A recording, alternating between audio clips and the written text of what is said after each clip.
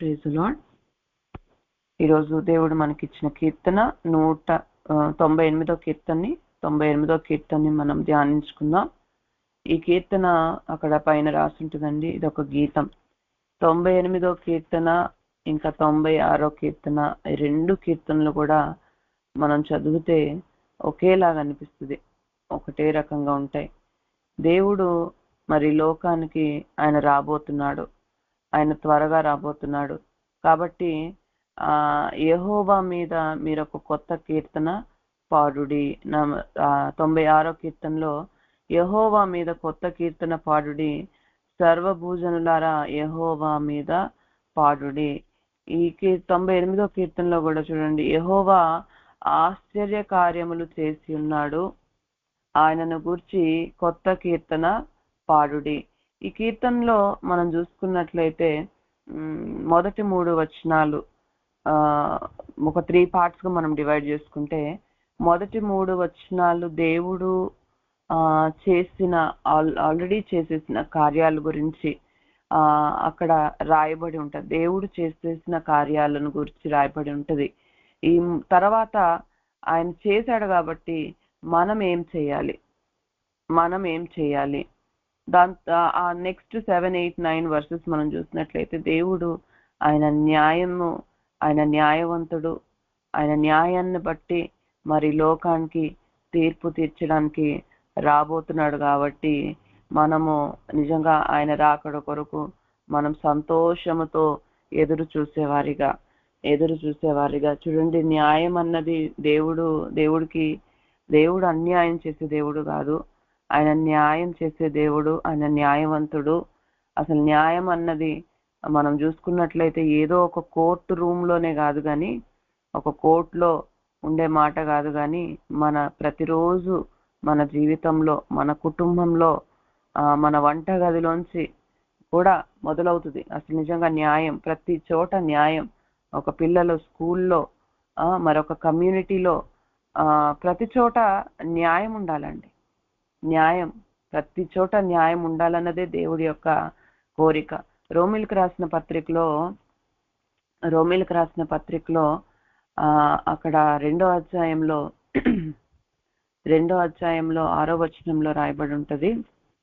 ఇక్కడ చూడండి, ఆయన ప్రతివానికి వాని క్రియల చొప్పున ప్రతిఫలం ఇచ్చును. ఆయన ప్రతివానికి వాని క్రియల చొప్పున ప్రతిఫలం ఇస్తాడు. క్రియలేనండి, మన వెంట వచ్చేది ఏం తెలుసా?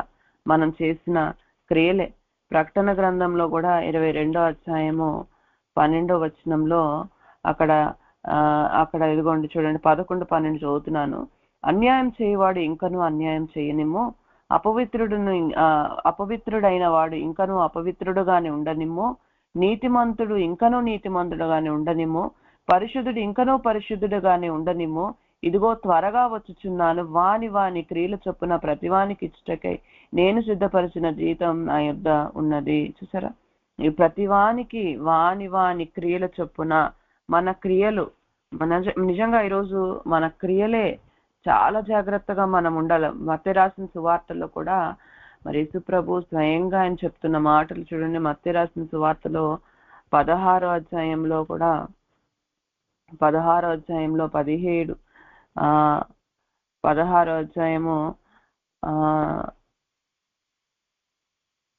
అధ్యాయంలో కూడా అక్కడ ఆయన 27వ వచనంలో, మనుష్య కుమారుడు తన తండ్రి మహిమ గలవాడై తన దూతలతో కూడా రాబోవచ్చున్నాడు. అప్పుడు ఆయన ఎవని క్రియల చొప్పున వానికి ప్రతిఫలం ఇచ్చును. ఎవరి క్రియల చొప్పున, ఇదిగో ఆయన రాబోతున్నాడు, ఆయన మహిమలో వచ్చినప్పుడు ప్రతివానికి వాని క్రియల చొప్పున ఆయన ప్రతిఫలం ఇస్తాడు. నిజంగా అది చాలా మనం జ్ఞాపకం ఉంచుకోవాలి. అది కొరింథీయులకు రాసిన పత్రికలో పౌలు భక్తుడు కూడా కొరింథీయులకు రాసిన 2వ పత్రికలో 5వ అధ్యాయంలో ఆయన అంటాడు, 5వ అధ్యాయము 10వ వచనంలో ఇక్కడ చూడండి, ఎందుకనగా తాను జరిగించిన క్రియల చొప్పున అవి మంచివైనను సరే చెడ్డవైనను సరే దేహముతో జరిగించిన వాటి ఫలము ప్రతివాడును పొందునట్లు మనమందరము క్రీస్తు న్యాయపీఠం ఎదుట ప్రత్యక్షం కావాలను. చూసారా, మన దేహముతో జరిగించిన ప్రతిదీ అది మంచిదైనా గాని చెడ్డదైనా గాని ప్రతిదాని విషయంలో క్రీస్తు న్యాయపీఠం ఎదుట నిలబడే ఒక రోజు రాబోతుంది అని మాత్రం మనమందరం కూడా దాన్ని గ్రహించి నిజంగా చాలా భయభక్తులతో మనము జీవించే వారిగా మనం ఉండాలి. ప్రకటన గ్రంథంలో కూడా 1వ అధ్యాయంలో అంటాడు 7వ వచనంలో, ఇదిగో ఆయన మేఘారూఢుడై వచ్చుచున్నాడు, ప్రతి నేత్రము ఆయనను చూచును. ఆయన నుంచి తప్పించుకునే వారు ఎవరు లేరండి, ఇక అందరూ కూడా చూస్తారు. ఇక ప్రతి నేత్రము ఆయనను చూచును, ఆయనను పొడిచిన వారును చూచెదరు, భూజనులందరూ ఆయనను చూచి రొమ్ము కొట్టుకుందరు. అవును, ఆమేన్, హల్లెలూయా. కాబట్టి దేవుడు రాబోతున్నాడు.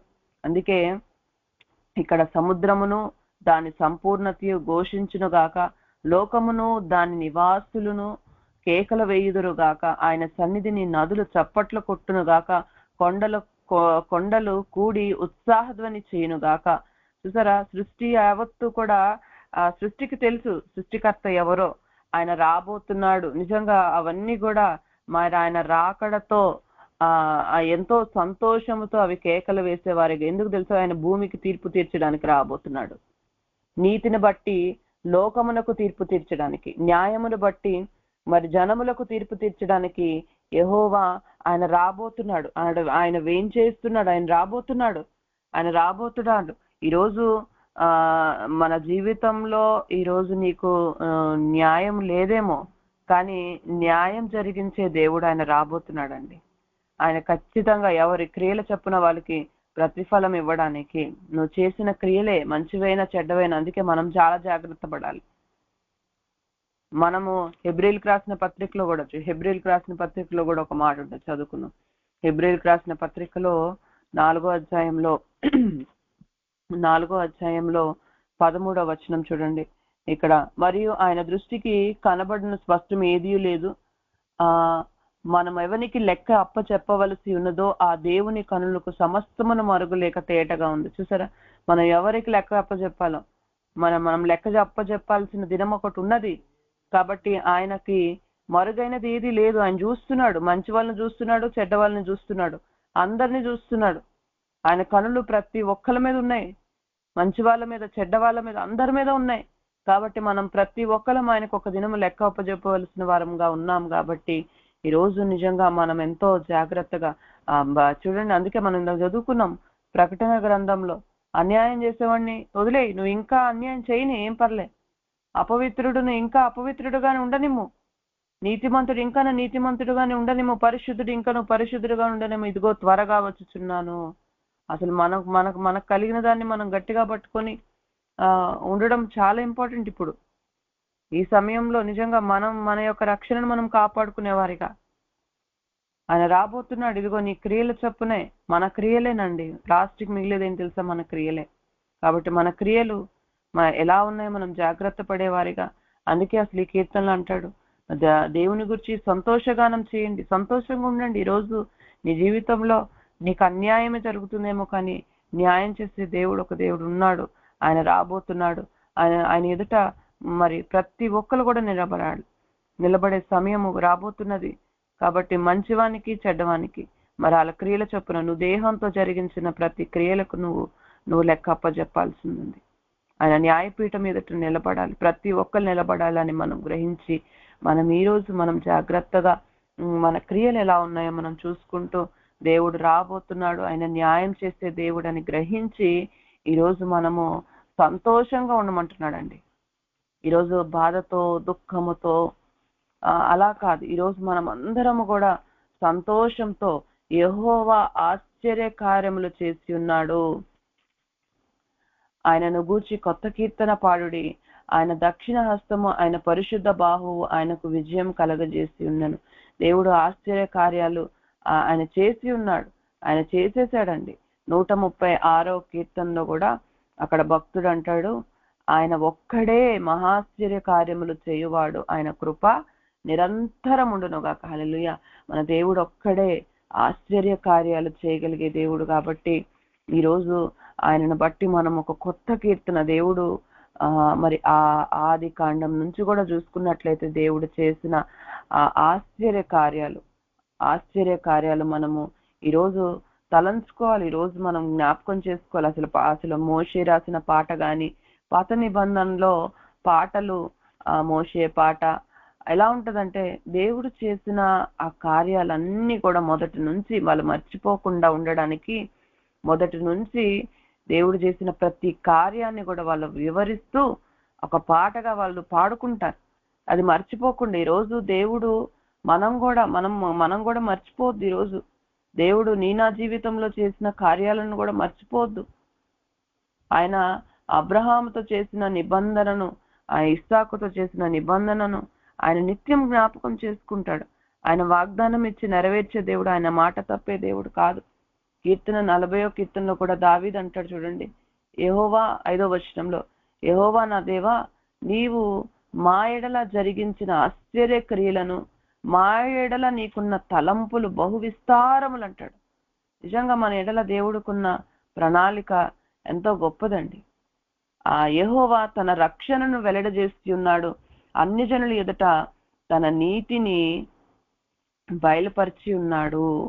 అన్ని జనుల ఎదుట యెషయా గ్రంథంలో కూడా 52వ అధ్యాయంలో ఇక్కడ చూడండి 10వ వచనంలో కూడా రాయబడి ఉంటుంది అదే మాట. సమస్త జనములు కనుల ఎదుట యెహోవా తన పరిశుద్ధ బాహువును బయలుపరిచి ఉన్నాడు. బూదిగంత నివాసులందరూ మన దేవుని రక్షణను చూచెదరు. హల్లెలూయా.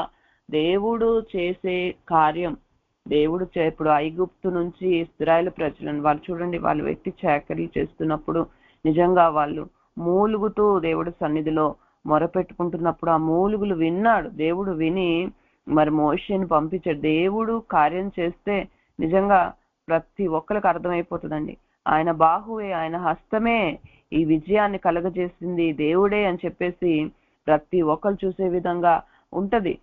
సమస్త జనములు కనులు ఎదుట యెహోవా తన పరిశుద్ధ బాహు బయలుపరిచి ఉన్నాడు. అందుకే ఇక్కడ 52 మొదటి వచనంలో ఉంటుంది చూడండి, సియోను లెమ్ము లెమ్ము, నీ బలమును ధరించుకొనుము, పరిశుద్ధ పట్టణమైన యెరూషలేమా నీ సుందర వస్త్రములు ధరించుకొనుము, ధూళి దులుపుకో యెరూషలేమా లేచి కూర్చో, చెరపట్టబడిన సియోను కుమారి. చూసారా, ఈరోజు ఏ దుమ్ములో ఏ ధూళిలో చూడండి మనం అలాగే బాధతో దుఃఖంతో దేవుడు చేసిన కార్యాలను మర్చిపోయి, దేవుడు అప్పుడు చేసిన దేవుడు ఇప్పుడు కూడా నీ జీవితంలో చేస్తాడు, ఖచ్చితంగా చేస్తాడు. ఆయన మారని దేవుడు, ఆయన నిరంతరం ఒకటే రీతిగా ఉండే దేవుడు, ఆయన మాట తప్పని దేవుడు అని తెలుసుకోక ఈరోజు దుమ్ములో ధూళిలో కూర్చొని బాధతో దుఃఖంతో ఈరోజు ఉన్నామేమో. ఈరోజు లేమంటున్నాడు, ధూళి దులుపుకో. ఈరోజు నువ్వు ఏ ధూళిలో ఉన్నావో దులుపుకో, లేచి కూర్చో. చెరపట్టబడిన సియోను కుమారియే చెరలోకి వెళ్ళిపోయింది, కానీ లేచి కూర్చో. ఈరోజు నువ్వు దేవునికి స్తుతిగానం చెయ్యి, ఒక కొత్త కీర్తన పాడు. అపవాదికి ఎప్పుడు మనము బాధలో దుఃఖములో భయంతో ఎప్పుడు కూడా జీవితాంతము భయం భయం భయం. అందుకే లూకాసు వార్తలో కూడా అక్కడ చూడండి, ఒక మాట చదువుదాం 1వ అధ్యాయంలో. అక్కడ జకరియా ఎలిజబెతులు జకరియా పలుకుతున్న మాటలు 51వ అధ్యాయము 54వ వచనములో, అబ్రహామునకు అతని సంతానమునకును యుగాంతరము వరకు తన కనికరము చూపి జ్ఞాపకం చేసుకుందునని మన పితరులతో సెలవిచ్చినట్లు ఆయన తన సేవకుడైన ఇశ్రాయేలునకు సహాయం చేసెను. అబ్రహాంతో దేవుడు వాగ్దానం చేశాడు, యుగాంతరం వరకు నేను కృప చూపిస్తాను, ఈ కనికరం చూపిస్తాను, జ్ఞాపకం చేసుకుంటా అని వాగ్దానం చేసే దేవుడు. కాబట్టి ఆయన జనరేషన్ ని మర్చిపోలేదండి. ఆయన సేవకుడైన ఇశ్రాయేలునకు ఆయన సహాయం చేశాడు, యాకోబుకు సహాయం చేశాడు.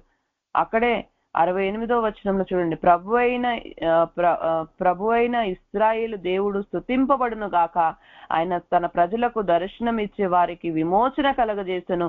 తన సేవకుడైన దావీదు వంశమునందు మన కొరకు రక్షణ శృంగము అబ్రహాముతో, మన పితరుడైన అబ్రహాముతో చేసిన వాగ్దానాన్ని బట్టి దావీదు వంశంలోంచి ఒక రక్షణ శృంగము, అనగా మన శత్రువుల నుండి మనలను ద్వేషించు వారందరి చేతిలో నుండి తప్పించి రక్షణ కలగజేసెను. దీనిని గూర్చి ఆయన ఆది నుండి తన పరిశుద్ధ ప్రవక్తల నోట పలికించెను.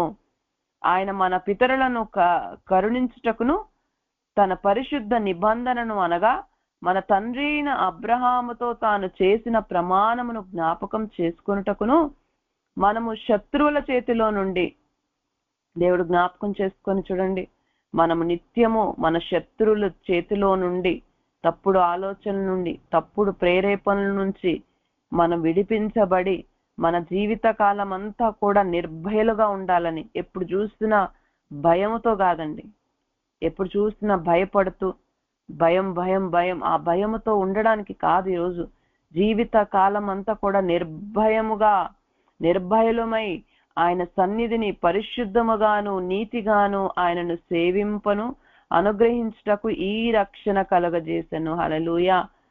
నిజంగా ఈ సంగతంతా కూడా మర్చిపోయి మనము అసలు యేసు ప్రభువుని ఆయన మరి లోకానికి పంపించాడు. ఇక్కడ అసలు ఆ మార్గం సిద్ధపరచడానికి మరి బాప్తిసం ఇచ్చే యోహానును ఆయన ముందుగానే పంపిస్తాడు. ఆయన మార్గములను సిద్ధపరచుటకై నీవు ప్రభువునకు ముందుగా నడుతువు అని చెప్పి కుమారుడితో చెప్తున్నాడు. దేవుడు అబ్రహాముతో చేసిన అప్పటి నుంచి చెప్తున్నాడండి. నిజంగా జీవితాంతం మనము నిర్భయమై ఉండాలని, మన శత్రువు చేతిలోంచి, అపవాది చేతిలోంచి మనం విడిపించబడాలని దేవుడు చూడండి యేసు ప్రభువుని లోకానికి పంపించి ఆయన శిలువ పైన మరణించిన దాన్ని బట్టి అపవాది నశించిపోయింది. మనం అది తెలియక గ్రహించుకోక దేవుడు ఇంకా ఏదో చేయాలని అదే తలుచుకుంటూ బాధపడుతూ భయపడుతూ దుఃఖపడుతూ మనం జీవిస్తున్నాం. ఈరోజు నిజంగా ఒక్కసారి అబ్రహాము జీవితం నుంచి మనం ఆలోచించుకుందాం. దేవుడు చేసిన కార్యాలను మనం మర్చిపోవద్దు. అసలు ఎప్పుడైనా చూడండి, ప్రతిరోజు మనకు ఒక పోరాటమే ఉంటది. నేనైతే ఒక సమస్య వచ్చిందంటే నిజమే, ఒక నార్మల్ హ్యూమన్ బీయింగ్ గా నేను కూడా కృంగిపోతాను. నేను కూడా ఆ క్షణము ఒకలాంటి భయం వచ్చేస్తుంది, ఒక క్షణము ఏమైపోతుందో అనిపిస్తుంది. కానీ అసలు దేవుడి సన్నిధిలో కూర్చొని ఒకసారి ధ్యానపూర్వకంగా దేవుడు మన జీవితంలో చేసిన కార్యాలను మనం గ్రహిస్తే ఎన్ని జయాలు ఎన్ని విజయాలు, దేవుడు ఎలా విడిపించాడు, ఎలా తప్పించాడు, ఎలా తోడుగా ఉన్నాడు అన్నది మనం ఆలోచించుకుంటుంటే, వాటిని ధ్యానించుకుంటూ దేవుణ్ణి స్తుతిస్తుంటే అసలు అప్పుడు చేసిన కార్యాలు దేవుడు ఇప్పుడు చేయడా? అప్పుడు విడిపించిన దేవుడు ఇప్పుడు విడిపించడా? ఇది ఒక సమస్యనా అనిపిస్తుంది. కానీ ఎప్పుడైతే నువ్వు సమస్యనే ధ్యానిస్తా ఉన్నావు అనుకోండి, దేవుడి యొక్క శక్తిని, దేవుడు చేసిన కార్యాలను అన్ని మర్చిపోయి నువ్వు నీ సమస్యనే ధ్యానిస్తే నీలో పుట్టుకొచ్చేది భయము, బాధ, దుఃఖం. అపవాదికి అదే కావాలి, శత్రువుకి అదే కావాలి. ఈ రోజు శత్రువు చేతిలో నుంచి నేను విడిపించాలి. నీ తలంపులు, ఆలోచనలు, ప్రేరేపణలు అన్ని దేవునివై ఉండాలి.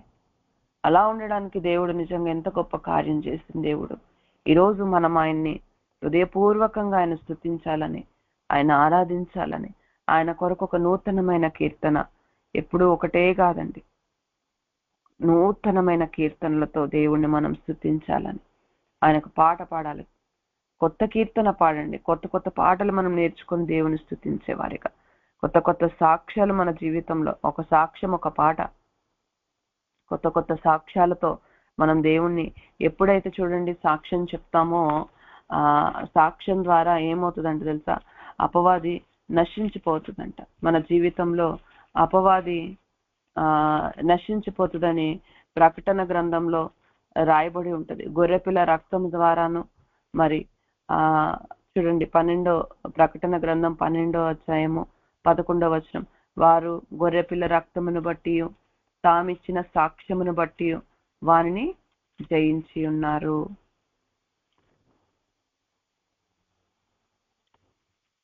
వారు గొర్రెపిల్ల రక్తమును బట్టి తామిచ్చిన సాక్ష్యమును బట్టి వారిని జయించి ఉన్నారు. సాక్ష్యాన్ని బట్టి, సాక్ష్యం మనం ఎప్పుడైతే సాక్ష్యం చెప్తామో, దేవుడు చేసిన కార్యాలను సాక్ష్యం చెప్తామో, అపవాది నశించిపోతుందండి. అపవాది నశించిపోతుంది. మొన్న మన గ్రూప్కి ఒక పాప వచ్చి సాక్ష్యం చెప్పింది కదా, ఆ పాప అన్యజనుల్లోంచి వాళ్ళే మొదటగా దేవుణ్ణి నమ్ముకొని వచ్చారు. అయితే దేవుడు చేసిన కార్యాలు ఒకసారి కూడికి పెట్టుకొని దేవుడు చేసిన కార్యాలను గురించి చెప్తే రాత్రంతా ఒక వ్యక్తి ఎవరో తెలియదు కానీ మొత్తం అంతా ముఖం అంతా కప్పేసుకొని వచ్చి భయంకరంగా కొడుతున్నారంట. నువ్వు సాక్ష్యం చెప్తావా, నువ్వు సాక్ష్యం చెప్తావా, దేవుడి కోసం సాక్ష్యం చెప్తావా అని చెప్పి అసలు కలలో కొడితే అసలు తను ఒళ్ళంతా నొప్పులంట. నెక్స్ట్ డే అంత భయంకరమైన అటాక్. నీ సాక్ష్యాన్ని దొంగిలించడానికి వస్తుంది అపవాది. ఈరోజు సాక్ష్యం ద్వారా అపవాది నశించిపోతుందండి, అపవాది నశించిపోతుంది. కాబట్టి ఈరోజు మనము మంచి సాక్ష్యం, కొత్త కీర్తన పాడుడి. 4వ వచనం చూడండి. కాబట్టి దేవుడు ఇన్ని గొప్ప కార్యాలు చేసిన దేవుడిని బట్టి మనం ఏం చేయాలా? 4, 5, 6 వచనాలు చదివితే చూడండి. సర్వభూజనులారా యెహోవాని బట్టి ఉత్సహించుడి, ఆర్భాటముతో సంతోషగానం చేయుడి, కీర్తన పాడుడి, సితారా స్వరముతో యెహోవాకు స్తోత్ర గీతము పాడుడి, సితారా తీసుకొని సంగీత స్వరముతో గానము చేయుడి, బూరలతోనూ కొమ్ముల నాదముతోనూ రాజైన యెహోవా సన్నిధిని సంతోష ధ్వని చేయుడి. హల్లెలూయా. ఈరోజు సంతోషం లేదు, దుఃఖమే ఉందేమో, సంతోష ధ్వని లేదు, బాధ, వేదన, ఏడుపు ఇదే కనిపిస్తుందేమో.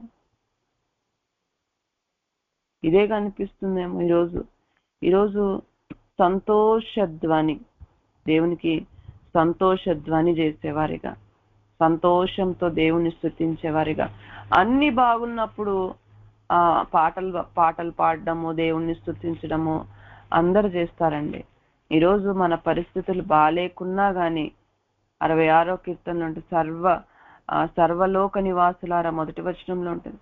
సర్వలోక నివాసులారా ఒక్కరిద్దరునగా దేవుడు పిలిచేది. రోజు సర్వలోకాన్ని పిలుస్తున్నాడు. దేవుని గురించి సంతోష గీతం పాడుడి, ఆయన నామ ప్రభావంను కీర్తించుడి. ఆయన నామంలో ఉన్న ప్రభావాన్ని, యేసయ్య నామంలో ఉన్న ప్రభావాన్ని, ఆయన చూడండి, ఆయన నామంలోనే నీకు స్వస్థత, ఆయన నామంలోనే నీకు విజయము, ఆయన నామంలోనే నీకు విడుదల, ఆయన నామ ప్రభావంలో ఉన్న నీ కీర్తించండి, దాని గురించి మాట్లాడండి, దాని గురించి సాక్ష్యం ఇవ్వండి, దాని గురించి పాటలు పాడండి. సర్వలోక నివాసులారా, ఈరోజు ఒక్కరిద్దరిని కాదండి, ఈరోజు భూలోకం అంతా కూడా దేవుణ్ణి తెలుసుకోబోతున్నారు. కాబట్టి ఈరోజు నువ్వు నేను ఉత్సాహముతో స్తుతించేవారిగా, ఉత్సాహముతో మనము ఆయనకి చూడండి గానం చేసేవారిగా, సితారా తీసుకొని అన్ని భాషలతో దేవుణ్ణి స్తుతించేవారిగా, సంగీత గానాలు మరి పాడేవారిగా ఈరోజు మనం ఉండాల. సృష్టి యావత్తు తెలుసు దేవుడి యొక్క రాకడ కొరకు అది మూలుగుతున్నది. దేవుడు రాకడ కొరకు ఆ దేవుడు వస్తున్నప్పుడు నిజంగా అవన్నీ కూడా చప్పట్లు కొడతాయంట, ఉత్సాహ ధ్వని చేస్తాయంట. మనం ఈరోజు ఇప్పటి నుంచే మనం దేవుణ్ణి స్తుతించేవారుగా, దేవుడు న్యాయమైన దేవుడు.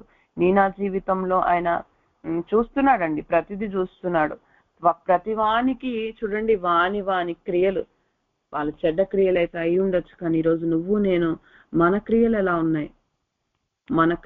ఉన్నాయి మనం జాగ్రత్త పడేవారిగా.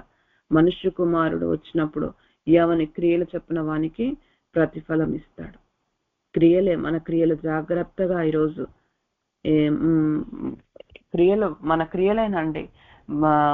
మత్తయి రాసిన సువార్తలో కూడా అక్కడ ఆయన అంటాడు కదా, గొర్రెలతోనూ మరి మేకలతోనూ ఆయన మాట్లాడుతూ నాకు ఆకలి వేస్తే మీరు అన్నం పెట్టారు, నాకు దాహం వేస్తే మీరు నాకు నీళ్ళు ఇచ్చారు అని అంటాడు. క్రియలే ఈరోజు మనం చేసే క్రియలే.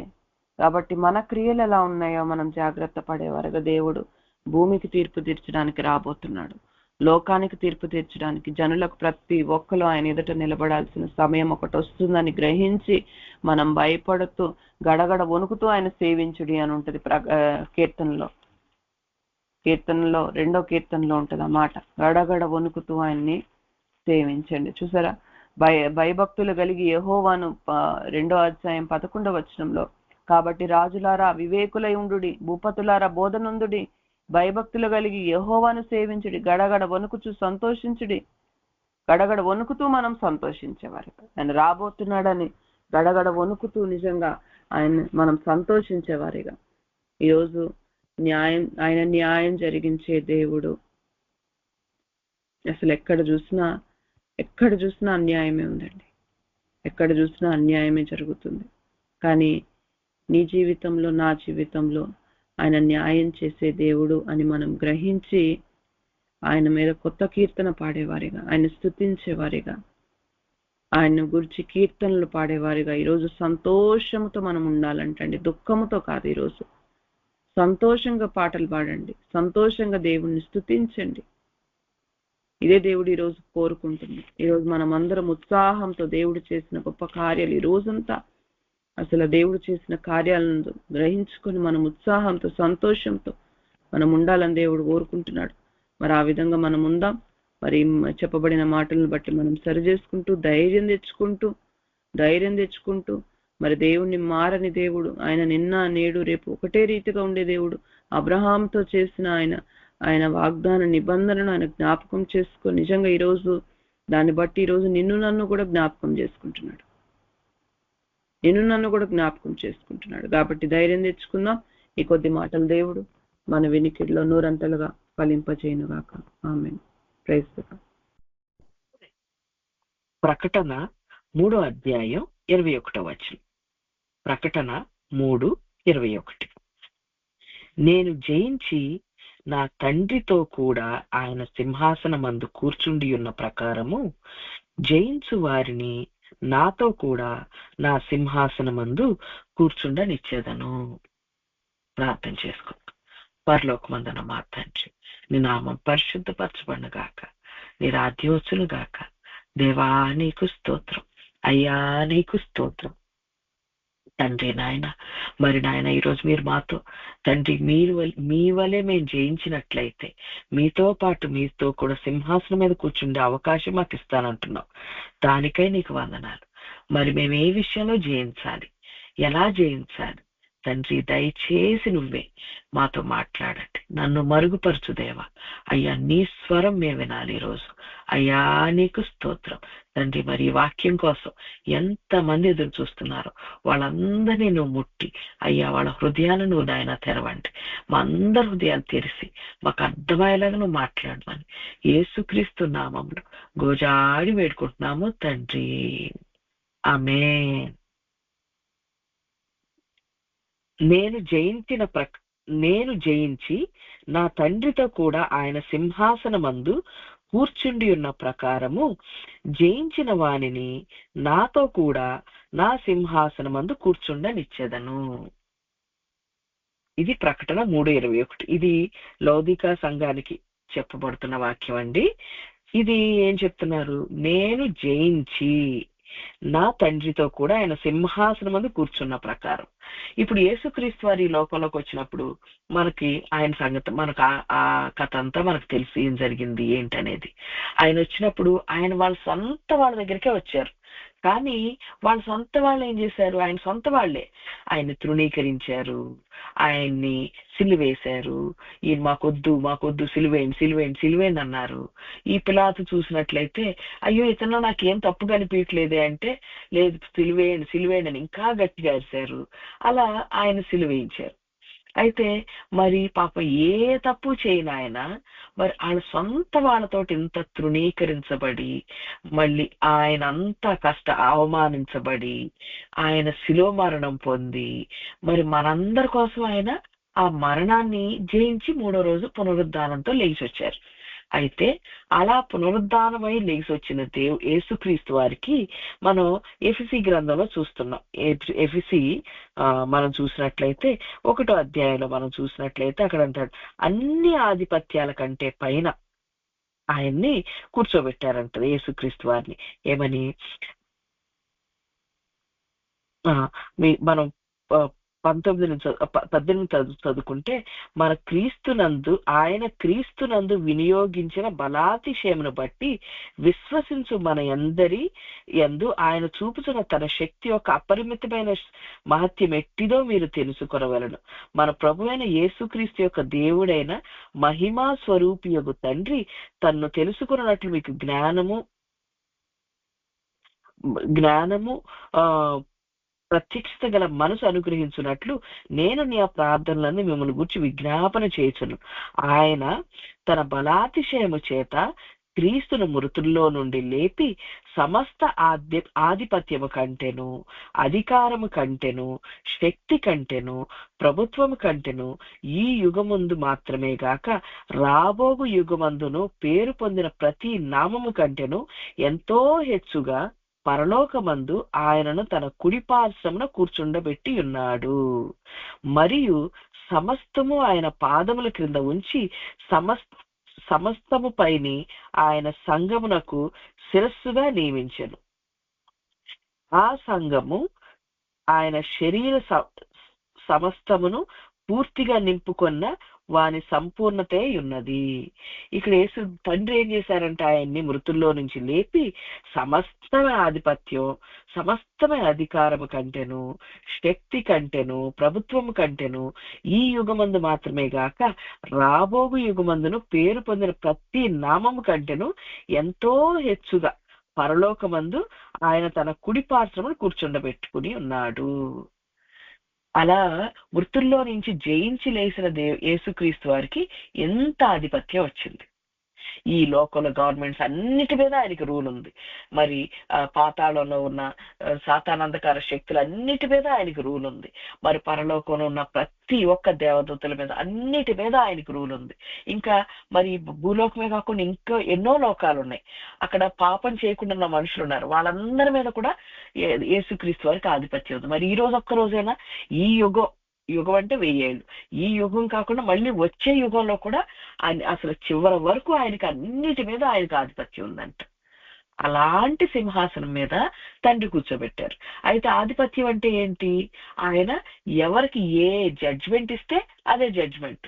మనకి యోహాను సువార్త 5వ అధ్యాయంలో యేసుక్రీస్తు వారు చెప్తారు, నా తండ్రి అందరికి తీర్పు తీర్చేది కూడా కుమారుడికి ఇచ్చాడంటాడు. కుమారుడే తీర్పు తీరుస్తాడంట అందరినీ, నువ్వు రైటా నువ్వు రాంగా అనేది.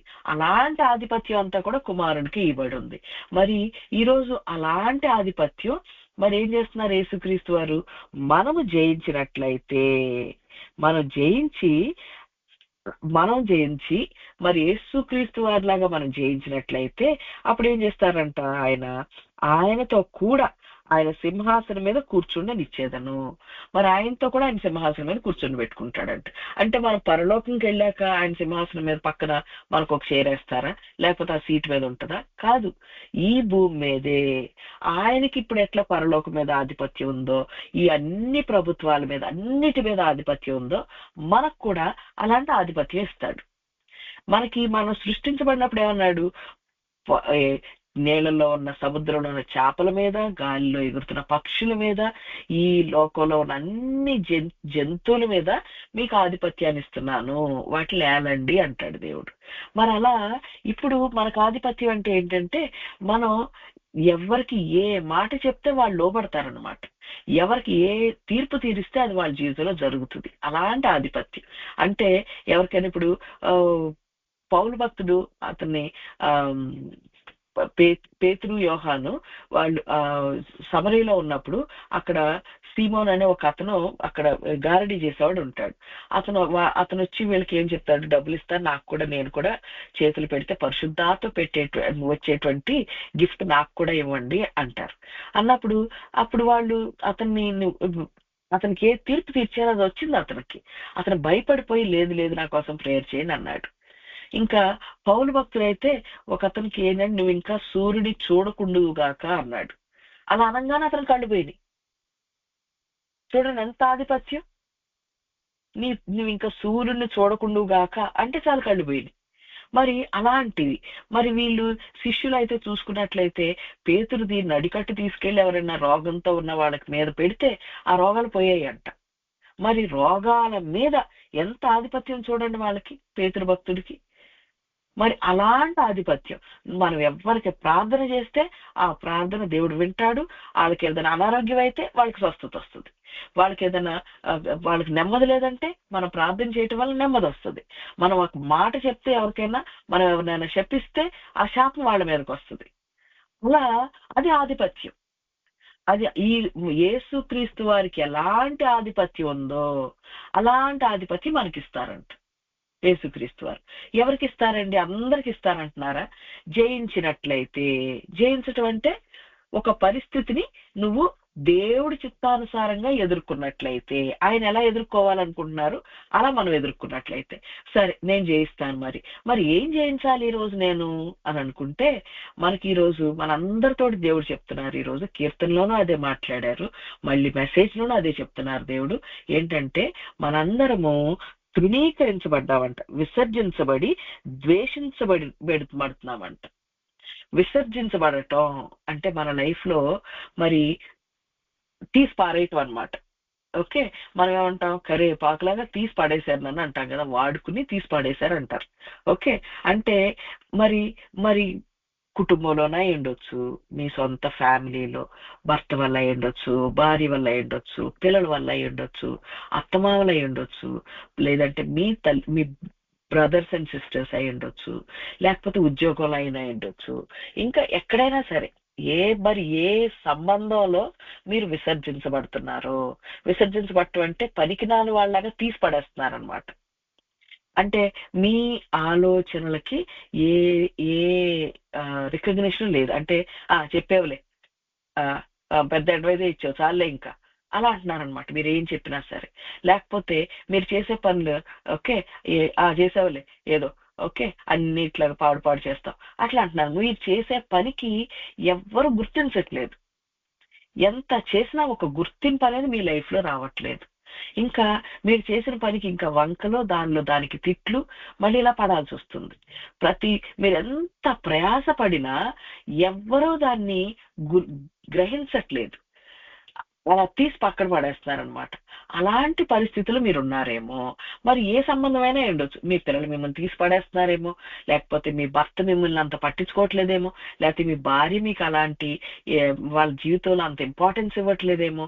మరి ఎవ్వరు మరి మిమ్మల్ని విసర్జిస్తున్నారో సరేలే చిపో అన్నట్టుగా అనమాట. ప్రతి దానికి తప్పులు పట్టడం, లేకపోతే ప్రతి దానికి బాధ పెట్టేలాగా మాట్లాడటం, ఇలా మీ జీవితంలో జరుగుతుందేమో. అలాంటివి ఇంకా ద్వేషించబడుతున్నారేమో. మరి ద్వేషించబడటం అంటే మీరు చేసే ప్రతి దానికి చాలా ద్వేషం మీరు ఎదుర్కోవాల్సి వస్తుంది. ప్రతిదానికి మీరు ఎక్స్ప్లెనేషన్ వేసుకోవాల్సి వస్తుంది. ప్రతిదానికి ఎవరో ఒకరు తిట్టడం మిమ్మల్ని, లేకపోతే మీ గురించి చెడ్డగా మాట్లాడుకోవటం, వాళ్ళు ఎలా చేశారంటాం, అలా బాగా ద్వేషం మీరు అనుభవించాల్సి వస్తుందేమో. మరి వీటిని మనం జయించాలి. మనం ఏమవుతున్నాము? విసర్జించబడటం, ద్వేషించబడటం. ఇది మన జీవితంలో చూస్తున్నాం. మరి ఎవరైతే ఈరోజు విసర్జించబడటాన్ని మరి వాళ్ళ అనుభవపూర్వకంగా అనుభవిస్తున్నారో, ఎవరైతే ద్వేషించబడుతున్నారో వాళ్ళకి దేవుడు చెప్తున్నాడు మీరు జయించాలి. మీరు జయించినట్లయితే నేను నా సింహాసనం మీద నాతో కూడా కూర్చుండనిచ్చేదను. అంటే మీరు ఈరోజు విసర్జించబడినా ద్వేషించబడినా మరి ఈ పరిస్థితిలో నేను ఎలా ఉండాలి? నేను క్రైస్తవురాన్ని, నేను దేవుడి స్వరం వినేదాన్ని, దేవుడు ఏ మాట చెప్తే అలా చేస్తాను. మరి నేనేం చేయాలి? మరి ఎలా ఉంటే దేవుడి చిత్తానుసారంగా నేను ఉన్నట్లు అని మరి నా బాధ చూస్తేనే ఎంత బాధాకరంగా ఉంది. నాకేమో కృంగిపోతున్నాను, దుఃఖం బాగా వస్తుంది. ఈ పరిస్థితిలో మరి మామూలుగా లోకానుసారంగా ఏం చేస్తామండి? బాగా మనల్ని విసర్జిస్తున్నారనుకోండి, ప్రతిదానికి తప్పు పడుతున్నారనుకోండి, మామూలుగా ఏం చేస్తాం? కొంచెం నోరుతో మాట్లాడగలిగిన వాళ్ళు అయితే పోట్లాటకు దిగుతారు. ఎందుకు నన్ను ప్రతిదానికి ఇట్లా అంటావు? నేనేం తప్పు చేశాను? నా తప్పు చూపి అప్పుడు చెప్దాం, మాట్లాడదాం. ఎందుకు ప్రతిదానికి నాదే తప్పు చెప్తావు అని చెప్పేసి పోట్లాడొచ్చు. లేదంటే ఇంకొకరు ఏం చేయొచ్చు ఏంటంటే, ఇప్పుడు ఒక మ్యారేజ్ లో ప్రాబ్లమ్స్ అనుకోండి, వాళ్ళ తల్లిదండ్రులు ఇట్లా నాకు ప్రతిదానికి ఇట్లా నన్ను ఇలా అంటున్నారు, మీరు వచ్చి నాతో మరి వాళ్ళతో మాట్లాడండి అని తల్లిదండ్రులు పిలవచ్చు. లేదంటే అన్నదమ్ములను పిలవచ్చు పంచాయతీకి, లేకపోతే ఆ కుటుంబంలో పెద్దల దగ్గరికి వెళ్ళొచ్చు, నాకు ఇట్లా అన్యాయం జరుగుతుంది నా మ్యారేజ్ లో, నాకు న్యాయం చేయండి అని వెళ్ళొచ్చు. ఇంకా బాగా అయితే ఎక్కువ కష్టం అయితే గనక మరి వాళ్ళని పోలీస్ స్టేషన్లకు వెళ్ళటం, కోర్టులకు వెళ్ళటం ఇవన్నీ చేయొచ్చు. లేదంటే మనం డబ్బు బలం ఉపయోగించటం. ఓకే, మరి ఇవన్నీ చేయొచ్చు మనం. డబ్బు నాకేంటి, నువ్వు నన్ను నన్ను తిరస్కరిస్తే నాకేంటి, విసర్జిస్తే నాకేంటి, నేను బాగానే బతకగలను అని మనం, నాకు ఉద్యోగం ఉంది, నాకు డబ్బులు ఉన్నాయి, లేకపోతే నాకు వెనకాల పలుకుబడి ఉంది, నాకు వెనకాల మనుషులు ఉన్నారు అని ఆ ధైర్యాన్ని చూసుకుని ఆ ధైర్యంతో మనం బ్రతకటం. ఇవన్నీ లోకానుసారంగా మనం చేసే పనులు, మనం చూసే పనులు అన్నమాట. అయితే మరి ఇప్పుడు మనం ఎలా వస్తున్నాం దేవుడి దగ్గరికి? దేవా, నిజంగానే నేను విసర్జించబడుతున్నాను, నిజంగానే నన్ను అందరూ ద్వేషిస్తున్నారు. మరి ఇలా ద్వేషిస్తున్నప్పుడు నేను ఎలా ఉంటే నీకు ఇష్టం, ఎలా ఉంటే నేను మరి ఇట్లా జయించినట్లు అని ఎవరైనా కనుక ఈ రోజు గనక ప్రశ్నించుకున్నట్లయితే ఈరోజు మీతోటే దేవుడు మాట్లాడుతున్నాడు. ఏమని? మనకి యెషయా గ్రంథం 60వ అధ్యాయం 15వ వచనం, నీవు విసర్జించబడుటను బట్టియు ద్వేషించబడుటను బట్టియు ఎవ్వడునూ నీ మార్గము దాటిపోవట లేదు.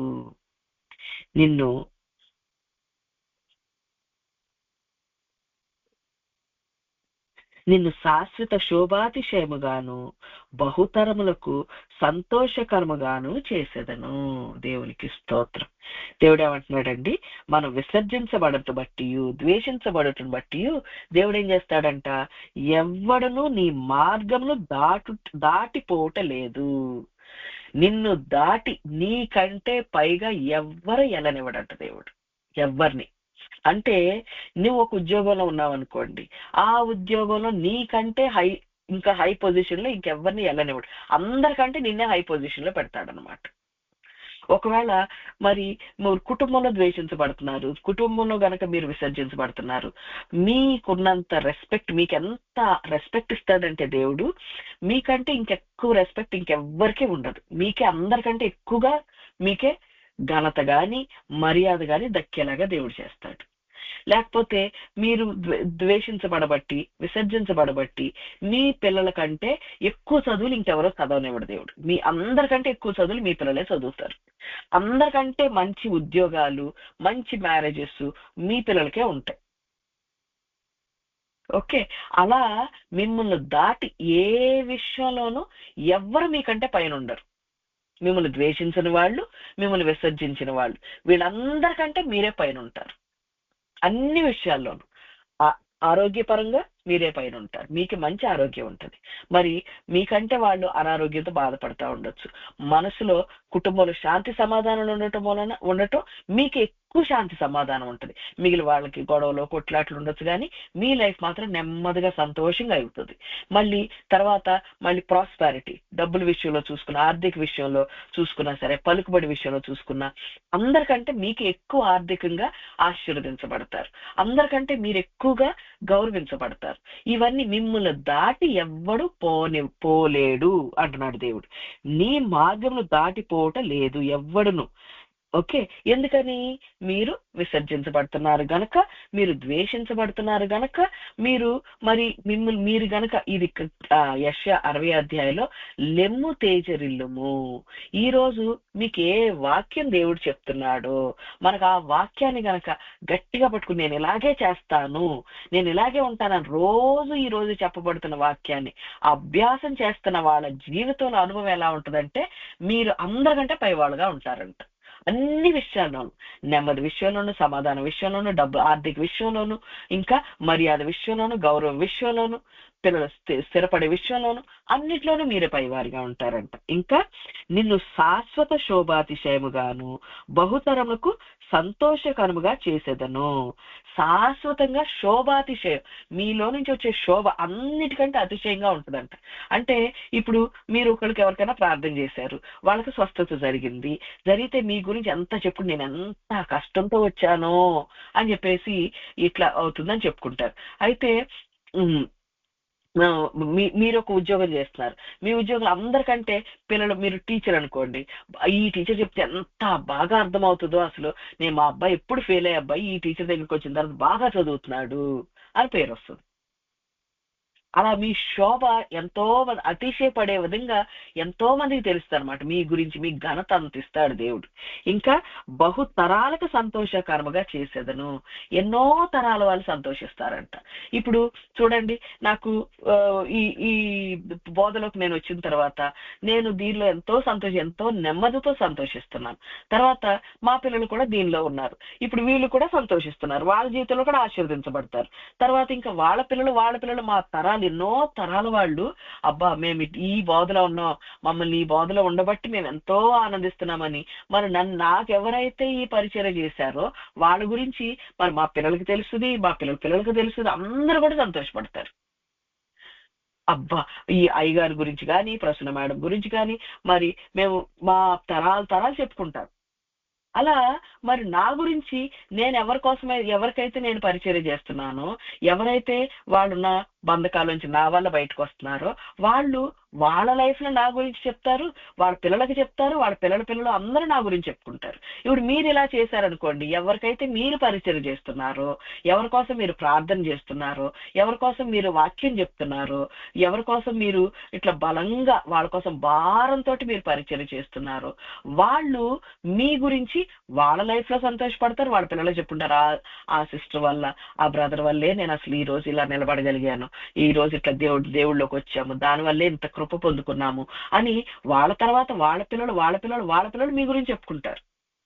అలా బహుతరాలకి మీరు సంతోష కారణముగా చేసేదనంట. వాళ్ళందరూ సంతోషపడటానికి మీరే కారణం. ఎందుకని? ఈ రోజు మీరు లెగిసి మీరు తేజరెళ్తున్నారు కాబట్టి, అంటే దేవుడు ఏ వాక్యం చెప్తున్నాడో ఆ వాక్యాన్ని మీరు కనుగొంటున్నారు కాబట్టి మీరు ఎంతో మందికి సంతోషకరంగా, మరి తరాలకే సంతోషకరంగా ఉంటారంట. అయితే మరి ఇప్పుడు మనం ఏం చేయాలి? సరే, మరి నేనైతే తృణీకరించబడుతున్నాను, నేనైతే విసర్జించబడుతున్నాను, నేను ద్వేషించబడుతున్నాను, మరి నాకు ఎలాంటి ఆశీర్వాదం కావాలి? నేను యేసుక్రీస్తు వారి పాదతోటి నేనే ప్రార్థన చేస్తే దానికి సమాధానం రావాలి, మరి నేనైతే ఎన్నో తరాలకు శోభాతిశయంగా ఉండాలి, సంతోష కారణంగా ఉండాలి, నన్ను దాటి ఎవ్వరూ పోకూడదు, మరి నేనేం చేయాలి అనే ప్రశ్నతో ఈరోజు మనం కనుక వచ్చినట్లయితే, మనకి కీర్తన 103 అధ్యాయం 103 చూపిస్తున్నారు దేవుడు. కీర్తన 103. కీర్తన 103లో ఏముంటుందండి? ఫస్ట్ నుంచి మనం చదివినట్లయితే, నా ప్రాణమా యెహోవాను సన్నుతించుము, నా అంతరంగమునున్న సమస్తమా ఆయన పరిశుద్ధ నామమును సన్నుతించుము. మనకేమనిపిస్తుంది? నాకైతే దుఃఖం వచ్చేస్తుంది, నాకైతే కృంగుదల వచ్చేస్తుంది, నాకైతే కోపం వస్తుంది, నాకైతే విసుగు వస్తుంది, నాకైతే 10 మందికి వెళ్ళి వీళ్ళ గురించి చెడ్డగా చెప్దామా అనిపిస్తుంది, ఊరందరికీ ఇది చేటిద్దాం అనిపిస్తుంది. మరి ఇక్కడైతే దేవుడు ఏమంటున్నాడు? నా ప్రాణమా యెహోవాను సన్నుతించుము. నేనే కాదు, నా ప్రాణం కూడా దేవుడిని సన్నుతించాలంట. ఊరికే నోటితో చెప్తే దేవుడికి సరిపోదంట, నా ప్రాణం కూడా దేవుడిని సన్నుతించాలంట. మరి ఎలా సన్నుతించాలి? నేను దీని గురించి ధ్యానం చేస్తూ దేవుడి దగ్గర అడిగితే, ఇప్పుడు దేవుడు నాకు నేర్పించింది ఏంటంటే, మనం ఈ పరిస్థితిలో మనకు దేవుడు లేకపోతే మనం ఎలా కృంగిపోయేవాళ్ళం? మనకు ఒక నిరీక్షణ అంటూ ఉండేది కాదు కదా. కానీ మన దేవుళ్ళో ఉన్నాం గనక ఈ రోజు కాకపోతే రేపైనా ఈ పరిస్థితి మారుతుంది అనే ఒక నిరీక్షణ మనకుంది. ఖచ్చితంగా దేవుడు మారుస్తాడు ఈ పరిస్థితిని. ఇది మన లైఫ్ లాంగ్ ఇలాగే ఉండదు, ఈ పరిస్థితిని దేవుడు మారుస్తాడు. అలా మారుస్తాడనే నిరీక్షణ ఉంది కాబట్టి, తర్వాత ఏదైనా మీకు ఈరోజు ఎవరైనా మిమ్మల్ని ఈరోజు ఒక మాట అన్నారు అనగానే ఏం చేస్తాం?